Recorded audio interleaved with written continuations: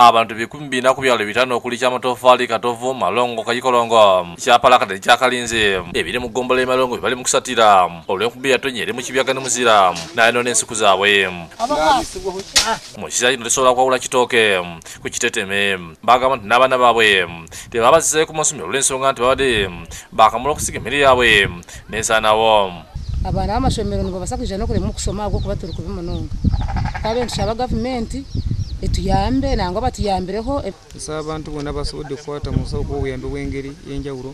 Mutuwe ensigo ya muwogo, mutuwe obuwunga bw'okulya kubanga tetukyalina kye tulya, ensuku zaakaze n'obwoteekamu omuliro gwaka. Oluvannyuma bwe mwamala okutuddukira mu kulya ne mutuwa ensigo ez'okusinga embaza ebijanjaalo ne kasooli, awo oluusi Katonda yaanitubeera. Balagina ofiisi ya Prime Minister ebayambe ate bannafa njala. Naye nsaba mikwano gyange oba bannamalongo ng'eggombolola bali abalina ku nsimbi ne bannalwengo okutwaliza awamu batuyambe nga batweta ebiti bya muwogo mu bungi n'ebijanjaalo kale ne kasooli. Abantu mutuyambe mujje mutuduukire mutuwe ku mmere mutuwe ku buyambi bwonna n'akasente akayina katuleetere kubanga tetukyalina kyakukola. Kino kiwaliza omuzira Kisa Muhammad Sendigiya ogenda mu kitundu kino abakkiriza ebijanjaalo 600 asibye n'abazira Kisa balala bayambe ku bantu bano. Wenna mu busobozi bwoba oyina k'oyina banaye tukwataganyize wamu tujje tuyambe abantu. Tubasiima bimutiire byonna bitukozise tusaba mutwongere n'ebindi. N'abaza okutuwa obuyambi tweyanze ensigo batituwadde. Atamyuka ssente wa disitulikiti ngo tukume jjulamo ategeeza nti bali mu erekitivu olw'abantu okuba nti tebasigaza kantu. Ente ne zifa, embuzi, enkoko, ensuku, emisiri gya muwogo, abaali bakasimba oburo, abakasimba kasooli, muzira yenna n'amusaanyizaawo ddala.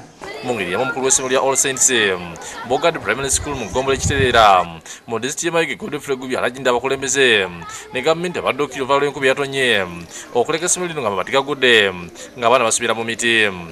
Era tuli mu kweraliikirira tusaba mwongere okutusabiraku abalina obuyambi boolya batwambe abaana basobole okusoma kwa ntaamu eno third term tuli mu ntaamu yakazigizigi tubuzeewo akaseera katono abaana babuuzibwe. Era nsaba banange mutwirukira abaana nawo nkubira disitulikiti yaife Omulanga kubanga yatumaze okugiwandika mu butongole twidibwe bayo ne bakunikyekolanga bwekola bulira okutwamba tudda kweyanza. Gubya agamba nti enkuba yajja amabaati ku kizimbe nga kikola nga mini hall era abayizi ab'ekibiina ekyomusanvu mwe bakolera ebigezo nga ku mulundi guno batuse bikolera wansi w'emiti. Twagira okwesanga n'okwagaana nti tusigairwa mu ibanga kubanga ekizimbe kyakubibwa kiri ku ebibiina bina.